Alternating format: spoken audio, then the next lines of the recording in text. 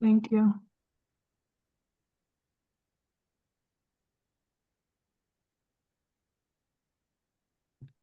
Okay, so you tell me when we're ready to roll. Jill, why don't you call the FinCom to order? Okay, calling the FinCom committee to order on a roll call vote. I see Joe Wright, Aye. Joanna Roche, Aye. Chris Glowacki, Yeah. Anthony Udemond, Aye. Rob Giacchetti, Here. Peter Schaefer, Here. Martin McCarrow, and Jeremy Bloomer, Aye. and Jill Veith. I'm here. Dave, do you have a quorum? I'm sorry, I'm going through the list of participants and I think it's just Joe and myself, so I think we're good. Okay. And it's just definitely, excuse me, broken Tom for select board. Okay, well, if that changes, let me know and we'll take a pause. Very long anchors It's, coming on. I don't know if it matters. I think Howard's on too, Dave. Would that, Yeah, yeah, that's he's not a he's an quorum. alternate, so I don't think it matters. Howard matters, but it doesn't matter in this meeting. Checking. Okay, well, so this is the moderator's pre-town meeting conference for the Tuesday, November 4, 2025 special town meeting, 5 p.m. at the Mary P. Walker Auditorium at the high school. Purpose of this meeting is to just run through any last minute questions, concerns, comments, and kind of get our ducks in a row for Tuesday. I received just before this meeting a list of questions submitted by Ann Duez on behalf of herself, and I don't think these are signed or anything, so I don't know. So I thought I would just, I haven't read them, so I thought I would just run through them and see if I can answer them. So 1, percentage of vote required. Does Article 1 require a simple majority or a 2/3 vote? Okay, well, the warrant says a simple majority, but that's referring to the motion that's printed in the warrant. The motion that's printed in the warrant for Article 1 is, let me tell you the exact motion. Is move to take no action. A move to take no action motion requires a simple majority. If, however, a positive motion on Article 1 is presented, which I understand that it will be, probably by the sponsor, it will require a 2/3 vote.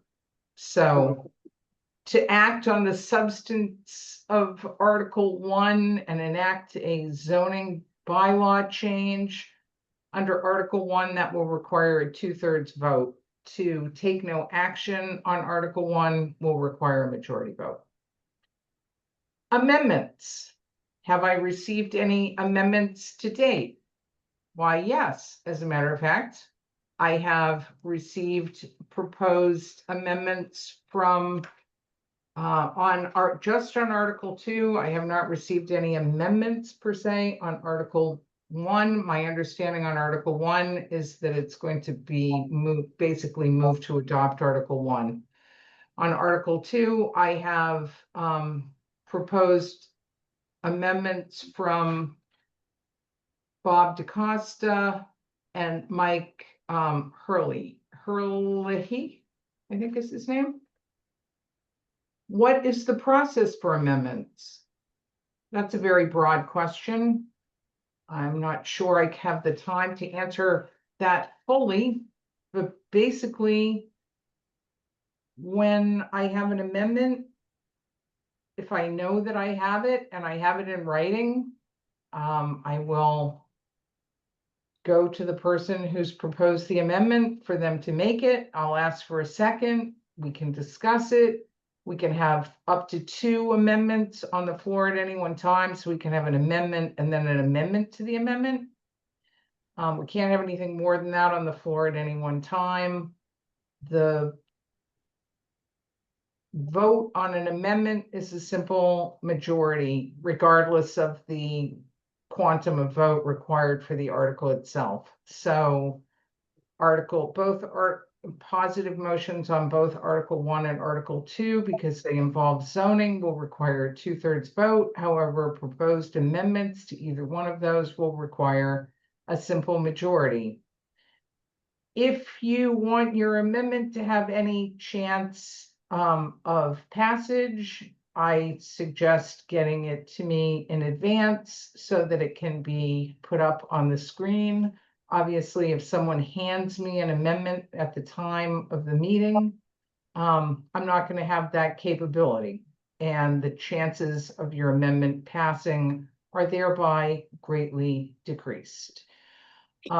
If your amendment is something like changing a word or inserting a number or making a correction, often we can do those easily on the fly and get them up on the screen. But if you have anything else of any sort of substance, I really would need it ahead, preferably by email.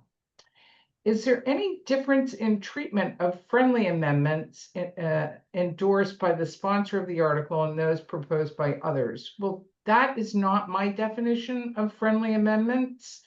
Amendments endorsed by the sponsor of an article and those proposed by others are treated exactly the same.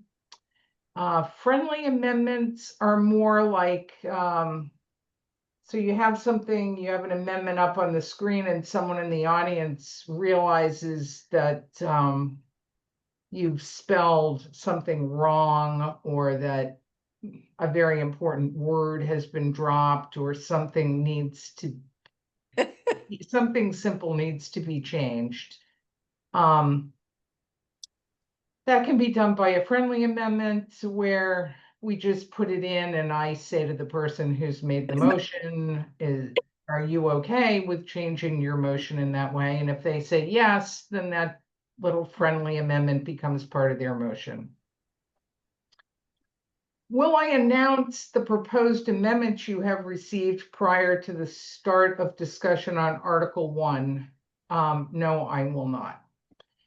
If you have announced that amendments must be submitted in advance, can you deny amendments from the floor? No, I cannot. The whole purpose of this process, it's a legislative process, it's messy, and so the legislators, which are the voters, need to have the flexibility of being able to amend on the fly. So I cannot deny amendments. I can discourage them. I can suggest that doing something complicated that's 8 pages long probably isn't the smartest move of your life, but I can't deny it. Non-voter participation. Will you allow non-voters to speak? The only non-voter I'm going to allow to speak is the representative of the group whose name I completely forget every single time I'm asked to come up with it. Let me see if I can quickly tell you what the name, it has. Sarah, it's the Advisory Committee of Non-Voting Taxpayers. Thank you. The ACNVT, as you know, under our charter, section 2.6, I think it is, of the town charter, as well as section 44(2)B of the Nantucket Code, the Advisory Committee of Non-Voting Taxpayers can have a time to speak at the town meeting. They have designated Edward Sanford to speak on their behalf, and I will be recognizing Mr. Sanford for that purpose. At the moment, he is the only non-voter who will be speaking. Any other non-voters who wish to speak would need to be given leave to do so by the meeting, not by me. If so, will there be equal non-voting speaking time for both articles? I'm letting Mr. Sanford speak on whatever he wants to speak on. Do the non-voting speakers have to be physically present? 100%. Anyone who speaks at town meeting has to be physically present in the building, in one of the rooms that's set up for the meeting. As we have basically an either or situation with two articles that do the same thing, codify STRs different ways, will people be allowed to refer to both articles during the floor discussion of one article? I'm not going to stop people from referencing Article 1 when talking about Article 2, or referencing Article 2 when talking about Article 1. But I will cut off any sort of lengthy substantive discussion of either article at a time when that article isn't on the floor. Expert opinion. Are there any rules about asking for expert opinion during the meeting, e.g. asking town council for a clarification of a legal matter? It's at my discretion. It really would depend on the circumstances. I'm not going to allow other experts if anyone has that thought. As far as I'm concerned, town council is the only expert opinion that we'll be hearing from at the meeting. Legal protocol. If Article 1 passes, will voters have the chance to vote on Article 2? Yes. So if Article 1 passes, then we'll go to Article 2. My understanding, and maybe Mr. Iverson can clarify this, but my understanding is that if Article 1 passes, the motion on Article 2 may change in some way, either to be a motion to take no action or a motion to just deal with the general bylaw changes. But yes, we will have an opportunity to speak about both 1 and 2. What happens if both 1 and 2 pass? Well, I can't tell you how many people have asked this question. I have to tell you that I think the chances of Article 1 and Article 2, as written, both passing, are virtually non-existent, because if you think about it, for Article 1 to pass, more than two-thirds of the people in attendance will have had to have voted for Article 1. So unless those two-thirds of the meeting voting for Article 1 jump up at the passage of Article 1 and decide to go to the Brotherhood and meet for a libation, the chances that there'll be a two-thirds majority present for Article 2 to pass seems very unlikely in its current form. But I can't tell you what might happen. I don't know, because I don't have a crystal ball. I don't know what motion is going to be made on Article 2. If both Article 1 and Article 2 were to pass, that would be a question for the Attorney General to sort out. And I'm sure the Attorney General would be wondering what was in our water in addition to PFAS. Okay. Form of the warrant. The definition of short-term rental proposed for Article 1 is new for zoning, but is not highlighted. Is there a reason for that? I have absolutely no idea. Madam Moderator, Yes. if I may, I think that's a drafting error. I think the intent was that all new language be highlighted. Okay, So what I would suggest is when Article 1 is projected on the screen, that we make that correction. okay. Hey, Jeremy, can you do that for the motion on Article 1?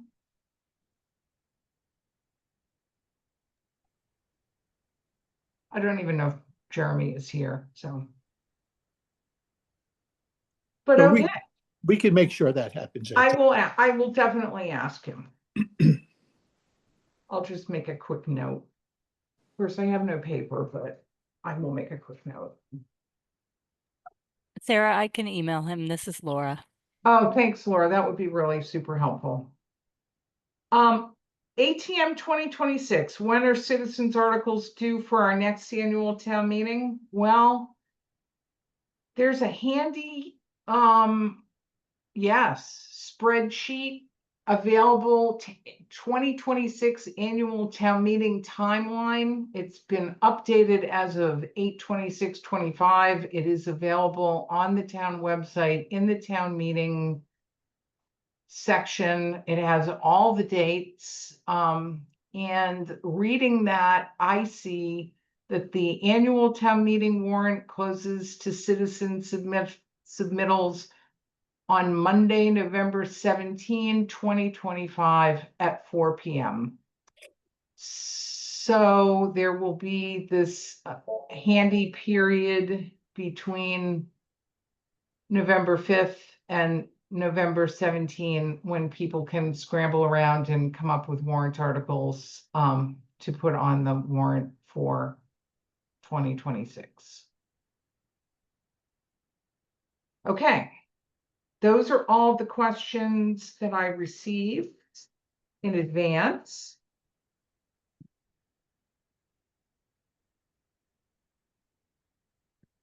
Does anyone have anything they want to tell me about Article 1?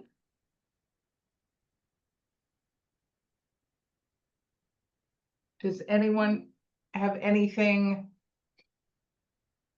they want to tell me about Article 2?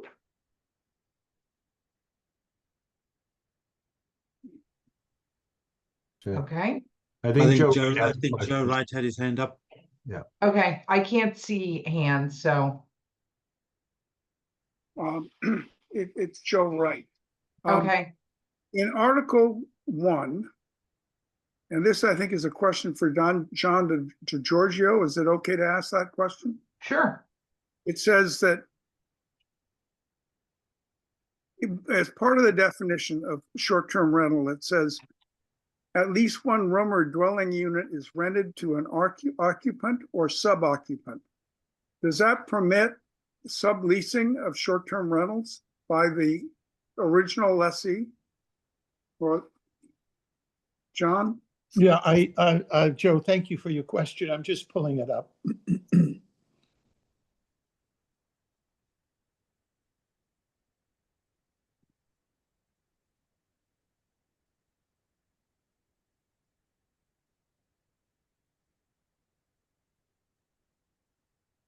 What are we looking at, Joe? The definition of what?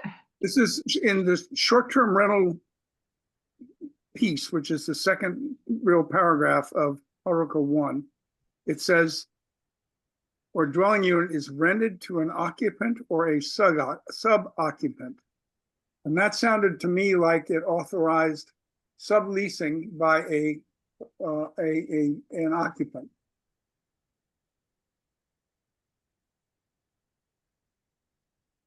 Joe, is your question if I? It's a legal question. I'm a banker, not a lawyer. Yeah.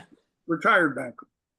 Well, I'm not a retired lawyer quite yet, so there you go. Wishing you were, I bet. So let me see if I understand your question. Are you asking whether someone who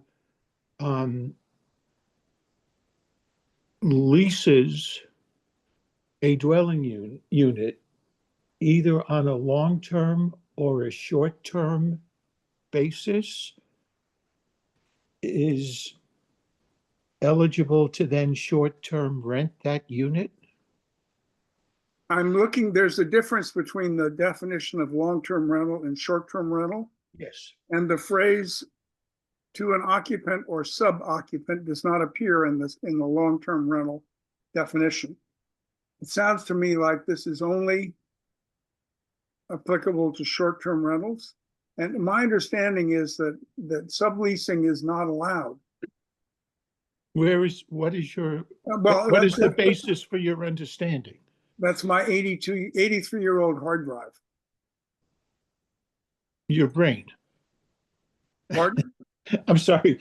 I'm just curious I mean, Article 2 is, Article 1 is I believe is intended to be the so-called full codification that would essentially allow short-term rentals and long-term rentals in any dwelling unit, and it would be allowed as a principal use. But So, in the definition of long-term, it doesn't say an occupant or sub-occupant.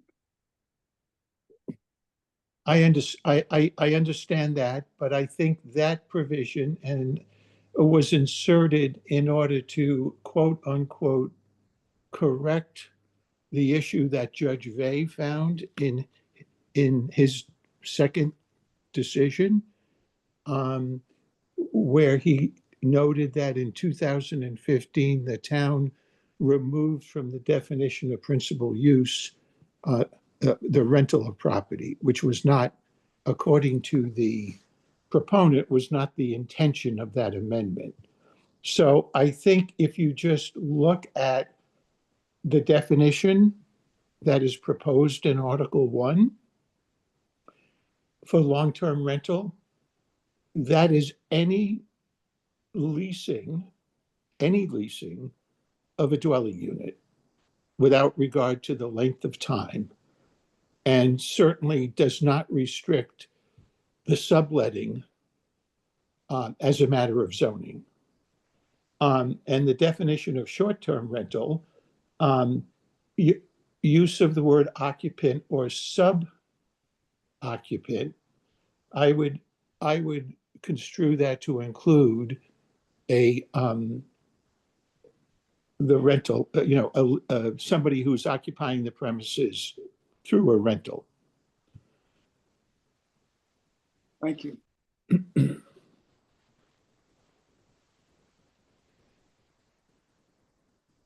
Okay, I'm good. all right. Any other hands?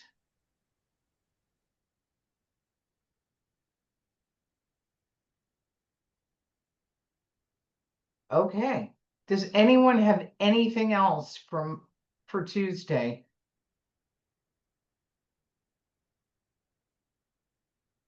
Excuse me, Sarah. I Sure. believe that you had originally asked for any comments about Article 1. Oh, either article, Okay. Thank any you. article, 1, 2, 1 and 2, Okay. 2 or 1.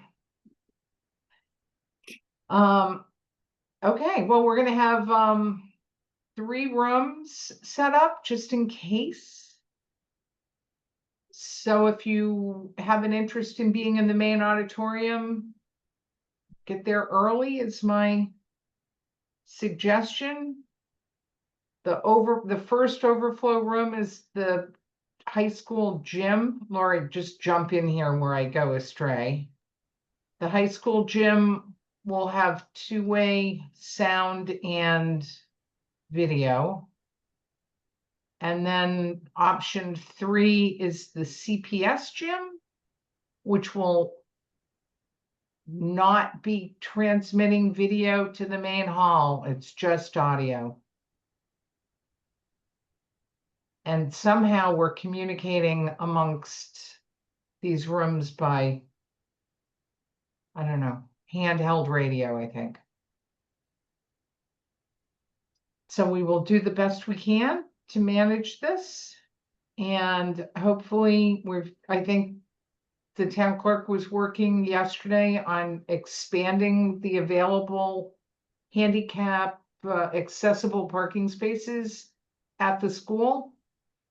I believe what we're going to do is we're asking the community to please save the front of the high school CPS, that parking, for any folks that might need closer parking, whether they're disabled or elderly or just had surgery and are on crutches.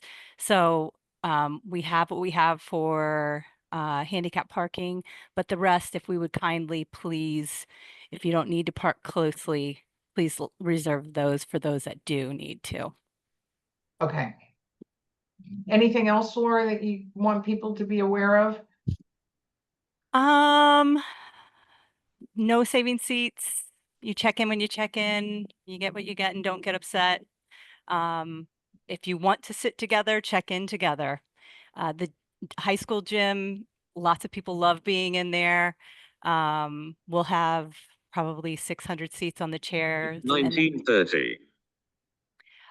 the bleachers will also be able to be used. So, just go in with some patience and be ready to get this done. And come early, Yes, please. right? Okay, good. I think, All right, I think well, Anne, thanks. I think Anne had a question, Anne Dewez. I did, but unfortunately I forgot it while I was listening to Laura. So I'm sure I can ask separately if I think of it again. Sorry. Sure, of course. Anytime. All righty. Well, thank you very much. I think we can call this a wrap and look forward to seeing everyone on Tuesday at 5 p.m. Hold on, let's just let FinCom close their meeting. Oh, wait, Anne has her hand I up again. remembered it. I'm sorry, I did remember it. What, if any, not handouts, but screen shots will be allowed by either the proposers or people who are getting up to speak? Will you take any, what am I trying to call it, exhibits or whatever that would go up on the screen? Exhibits will be in accordance with the handout section of town meeting traditions and procedures, which is available on the town website. You have to,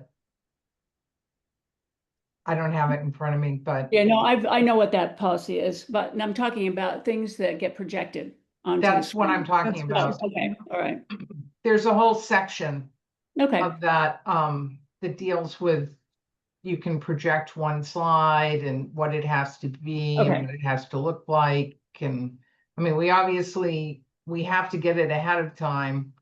right. Okay, thank you. Yeah. Sarah, Robert Little has his hand up. Sure. Bob? Hi, Sarah. Yeah, So the meeting officially starts at 5. Yes. What time does the auditorium officially open?